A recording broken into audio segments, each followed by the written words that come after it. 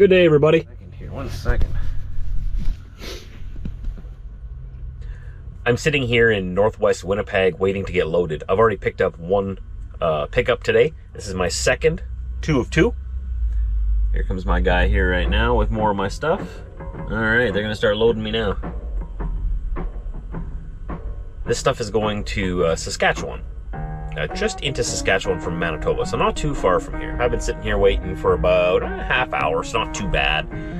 We'll get loaded up, and all of this freight is pretty light, pretty low down. It's nothing too complicated, so we'll be out of here before we know it.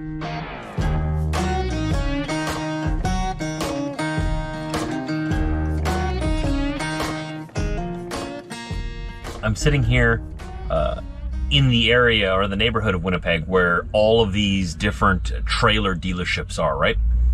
And if you're unaware, the trailer I'm pulling right now, I call it mine, but yeah, it's a rental right now because I wanted to rent it for a little while and then possibly purchase it. So I inquired about how much they would want for this trailer that I'm pulling. And they gave me a price, which I found was pretty high because it's the 2023. It's got about 75,000 miles on it. What's interesting to me is right across the street, I can get a brand spanking new triaxle for less. For a few $1,000s less. And it's brand new, never been used, never seen the highway yet. And then I have a triaxle. And that one has a center lift axle. I was hoping for a rear lift axle. Maybe they can switch that. I'm not too sure. But it's also looking at a couple of tandem trailers. And this is a tandem trailer, right? And I can get a tandem trailer from at least 3 different places, 3 different dealerships that would be almost $10,000 less than what they wanted for this trailer. I won't tell you what the price they offered me because I don't know if they just offered it to me because I'm already renting it. Maybe it's a different price. You'll have to talk to the different dealerships to get prices. I'm not sure how that works, but I was kind of disappointed. I think that they want this trailer to remain a rental because they gave me a pretty high quote on it. So they probably want to keep it on as a rental, or maybe they have some negative equity in it. I don't know.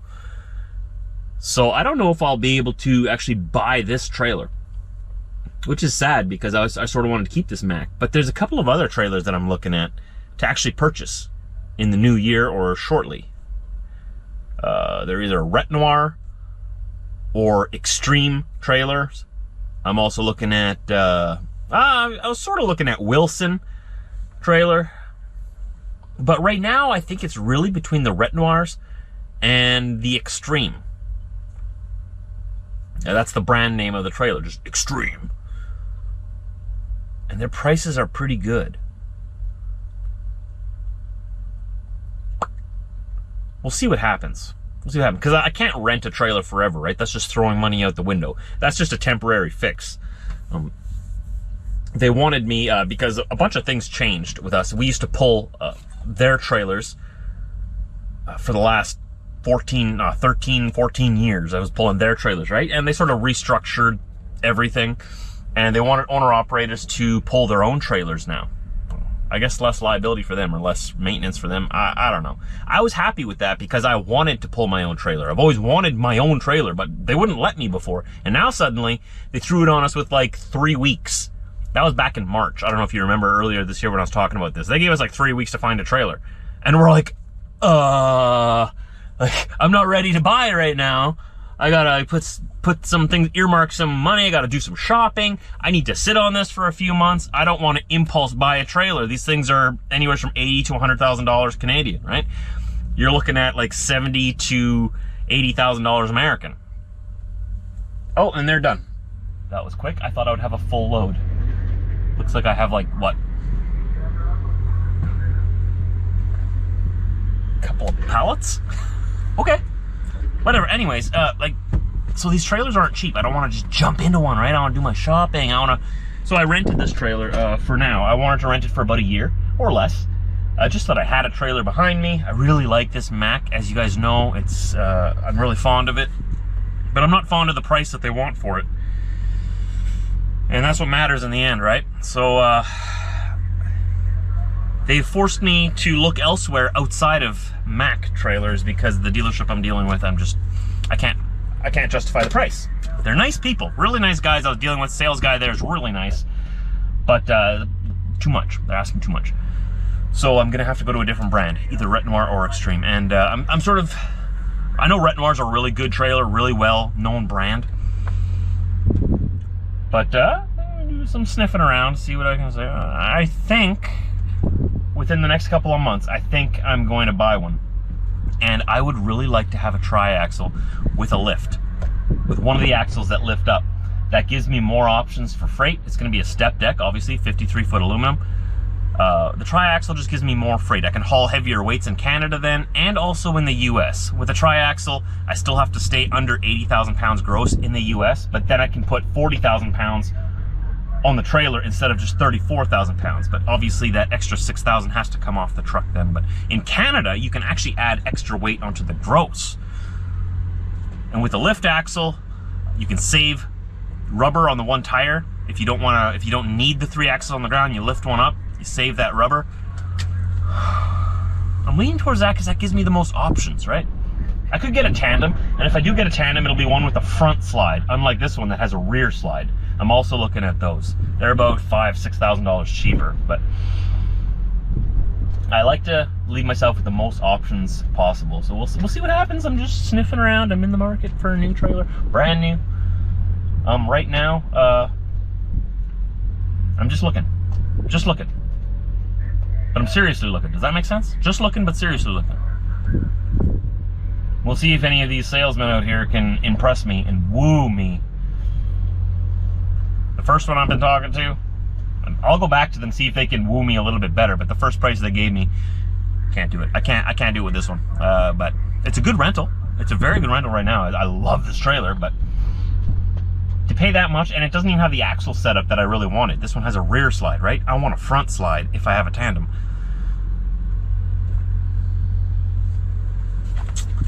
Business stuff, you know? Business. It's all business.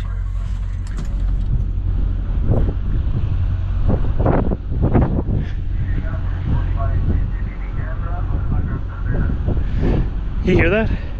That's getting so annoying. The business next door has this, instead of putting up a sign saying, hey, you're under surveillance, CCTV cameras, they have a voice that goes over a loudspeaker. Like every 30 seconds or every 20 seconds. This area under CCTV surveillance. Or CCTV, what's it saying? This area is under CCTV camera. Monitored by CCTV camera, you are under surveillance. Just over and over and over and over on a loudspeaker. Wouldn't it be easier just to put up a sign?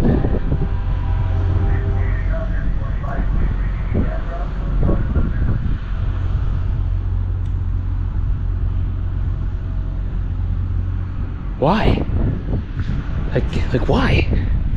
Okay, anyways, so this is like my whole load. I hate it when they load boxes on flatbeds, but it is all steel parts in there that are all bundled together and banded. They just put it in a box, so when my straps go over it, obviously they go right down to the freight, which crushes the box and makes it look ugly. I don't like it like that because that attracts attention to you, because people are wondering like, oh, why has this guy got a box on his trailer like that? And then if you go over the scale, maybe they want to pull you in and just make sure everything is good. And everything is secure in there. Don't worry about that. I would just waste my time getting checked out, right? But this is it. I mean, 1 big skid, 2, 3, 4 skids.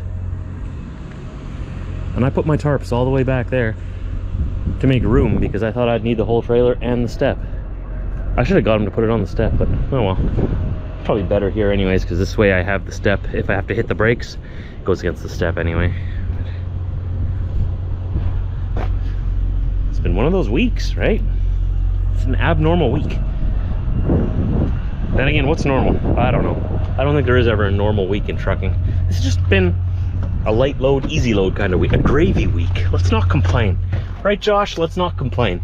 It's been a gravy week. Let's just take it and smile. It's a good day. Somebody gonna get hurt real bad. There's a fly in here. There's a fly. Soon there will be no fly in here. once he comes and faces me like a man. Where are you? I know he's in here. I have my fly swatter right here beside me, right like this. And then he goes flying around my head, right? So I slowly go and I grab my fly swatter and I get ready to swat him, and then poof, he disappears. So he's a formidable enemy. I heard him. I just heard him. He just flew past my head. See, he's a smart little bugger, but I'm smarter. I can wait longer. I can outweight him. I will get you.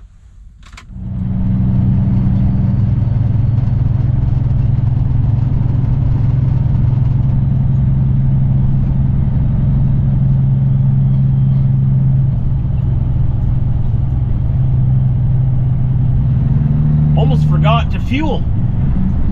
Running below a quarter tank now already. I was gonna fuel in Winnipeg, but now we're in Brandon. Glad I remembered as I was driving past Petro Pass. There's no other fuel stops for me between here and Langbank. Or Whitewood, Saskatchewan. That's where I'm gonna be stopping tonight. Won't quite make it there to get unloaded today yet, so we'll unload tomorrow morning, and then it looks like we're just heading home empty.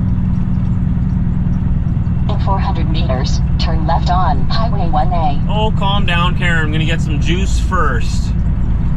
Blue is thirsty. Why is there all these four-wheelers in the truck fuel islands? What are you guys doing? At least they left one open for me.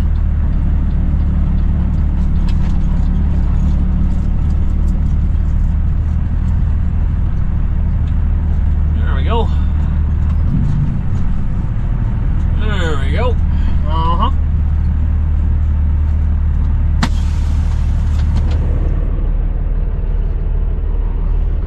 Purchased in even 600 liters. It's 558 gallons approximately. Averaged 7.23 miles per gallon. Now, for my European followers, you have to remember when I say per gallon, that's per US gallon. I know you guys use funny gallons over there. Canada used to use those funny gallons too. We use the real gallons, which is 3.785 liters per gallon. US gallon. That's 7.23 miles per US gallon. Whenever you hear me talking about gallons, US gallons. That's about 32.54 liters per 100 kilometers.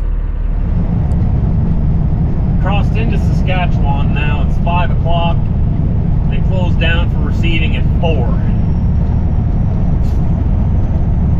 So if things would have gone a little quicker this morning, we could have made it to get unloaded today yet.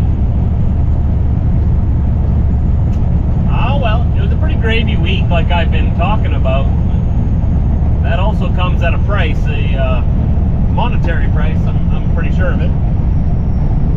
Wasn't the highest grossing week I've had, but it was something, right? Wasn't sitting at home.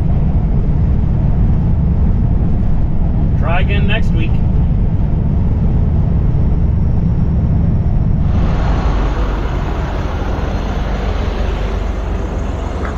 Is it just me, or does that truck look really funny with just one drive axle and all that chrome trim on it? Is it just me? I mean, I'm not saying the chrome trim looks bad. Actually, it's pretty good for a Cascadia. Looks alright, but the one drive axle just gets me. I don't know. That's... How are you going to resell that truck? Who's going to buy that truck? Anyways, I'm parked here. That guy came in, parked in right beside me. Took up 2 spots. You see how no one can park between us now? That wasn't me, that was him that came and parked in there like that. I don't know why people do that. I can't control everybody.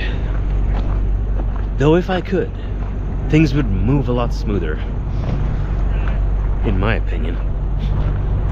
I'm just going inside here to use the facilities and grab a bite to eat, maybe. We'll see what they have. This is Dairy Queen. And yeah, it's about 6 o'clock here right now, so I have 14 hours till I gotta go.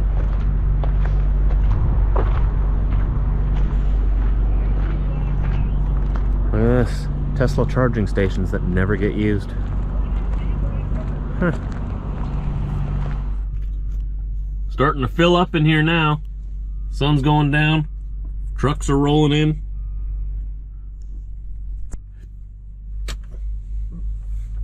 Guess that means it's time for me to stop scrolling through reels and go back there and get some work done and get some sleep. So thanks for hanging out with me today. Short little vlog. Tomorrow we'll go unload this and start heading home. So I'll see you then. Right? Right? Hit that subscribe button so you don't miss it.